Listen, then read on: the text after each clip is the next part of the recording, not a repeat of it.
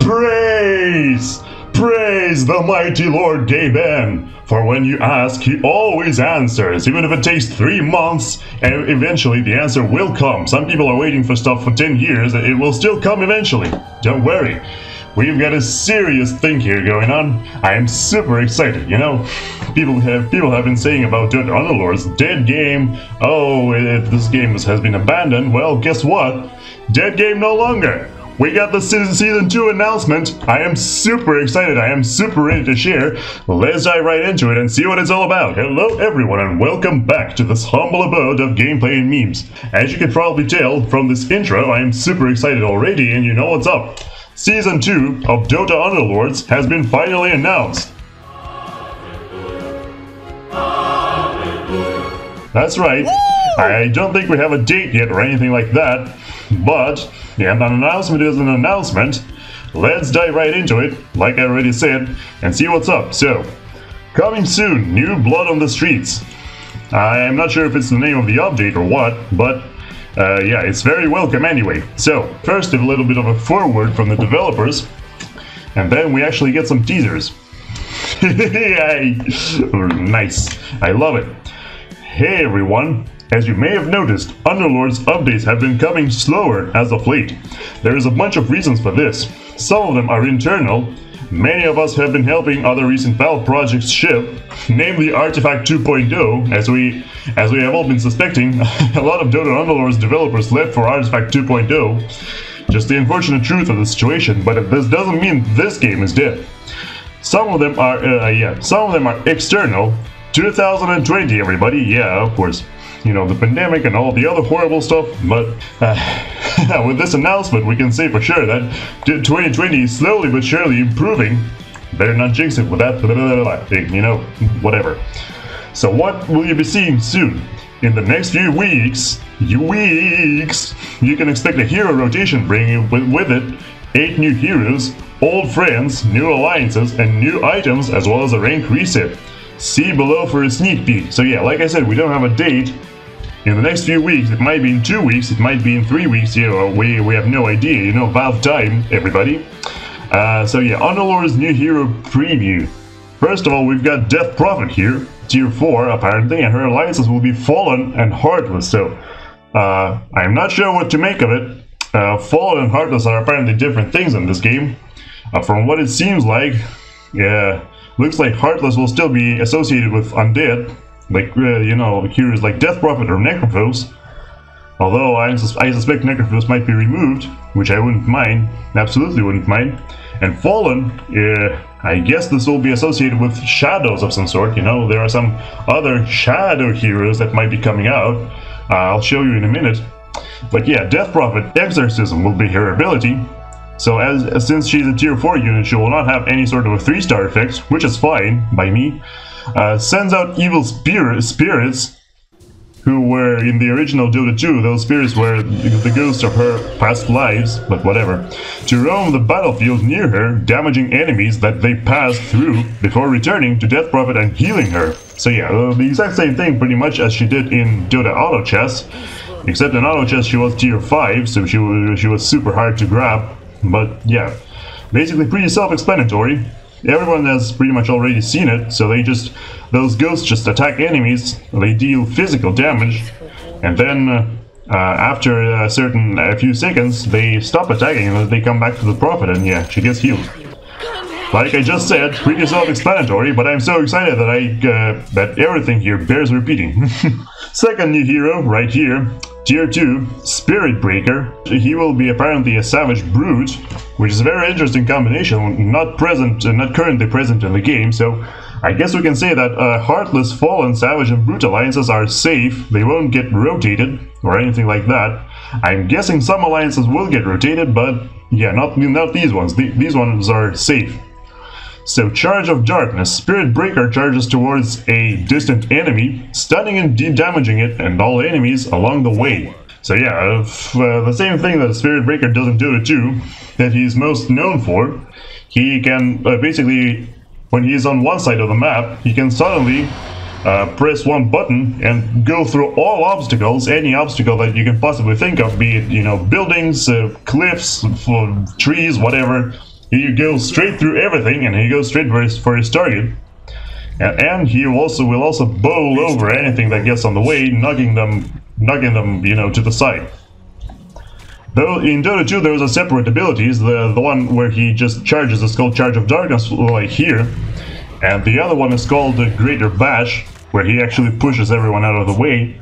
Yeah, those are separate abilities in Dota 2, but I guess they decided to combine them here. I wouldn't blame them. You know, it's if Charge doesn't have Bash, then it doesn't have nearly the same brutal impact as this hero will have here, so yeah, I guess they had to. But anyway, 3-star effect. As a tier 2 hero, he will also have a 3-star effect, so that's nice. Spirit Breaker's attacks have a chance of dealing bonus damage and stunning the target. Oh yeah, there we go. So basically, if it's 1 or 2 stars, he can only do this Greater Bash to the enemies that he will run into with Charge. But when he gets 3 stars, he will get Greater Bash as a passive ability, and he will now be able to apply it with his regular attacks. So yeah, pretty much the same old Spirit Breaker as in Dota 2. You know, nothing too drastic, no drastic changes I can see here. But one other cool thing you can see right here is that there are more heroes coming.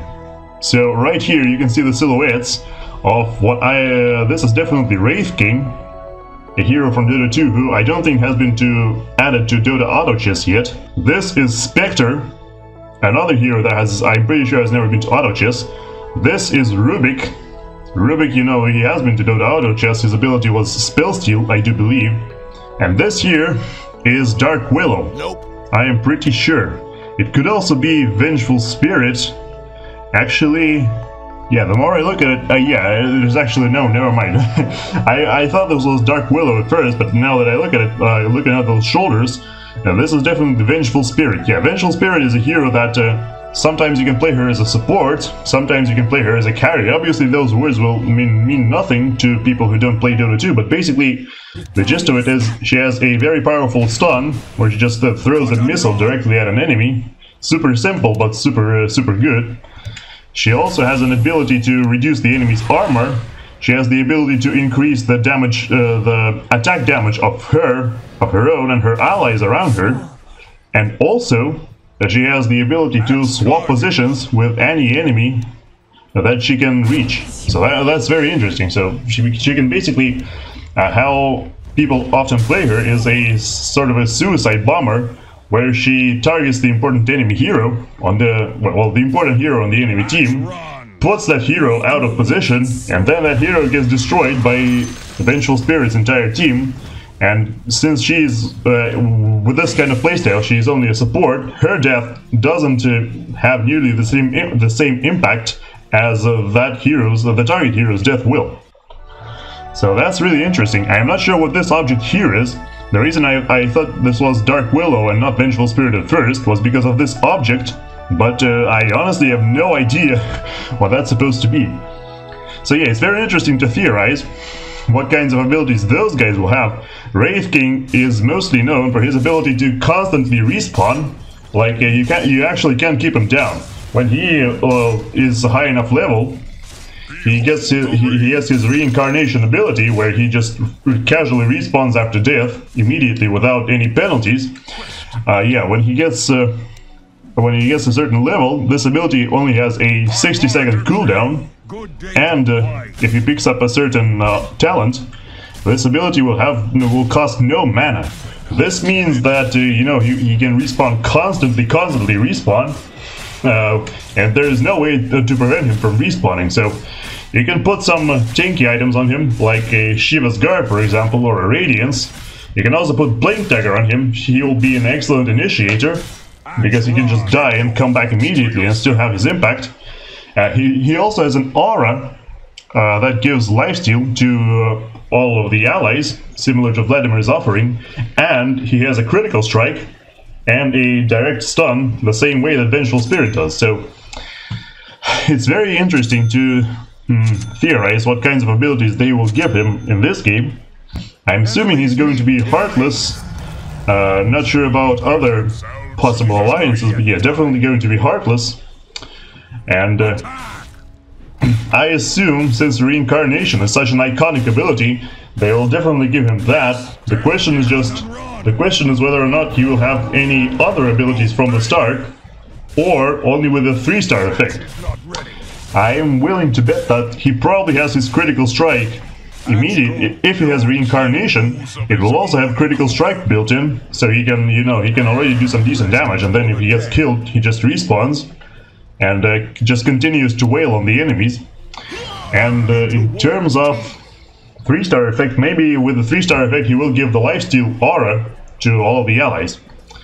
Yeah, also he has an ability to summon skeletons from the enemies he has killed with his critical strike, but yeah, I'm not sure this will be very easy to implement, because he mainly gets those skeletons from creeps. If you remember the early days of Dota Underlords, there were those creeps that you needed to fight on neutral rounds, as well as neutrals themselves. Those were the main sources of the skeletons, so I don't believe this ability will actually be there. Moving on to Spectre. Spectre is known in Dota 2 as one of the strongest carries in the late game. The thing about her is that she has an ability that reduces all incoming damage, as well as radiates that damage that she absorbs, radiates that damage all around her. So basically, the more you attack her, the more you hurt yourself and your allies around you. And considering, Spectre can often get... she also has some serious global presence, because her ultimate is called Haunt. It can allow her to teleport to any enemy hero, anywhere. Her other abilities are launching a dagger that causes her to pass through anything, cliffs, trees, whatever. Not very applicable on Underlords, of course, but it remains to be seen. And she also has another ability where she can attack. If she attacks opponents who have no allies near them, their allies, of course, those opponents will take extra pure damage. But that isn't nearly as iconic as having global presence and being indestructible. So I think they might give her, this ability, the damage reduction, which is called dispersion.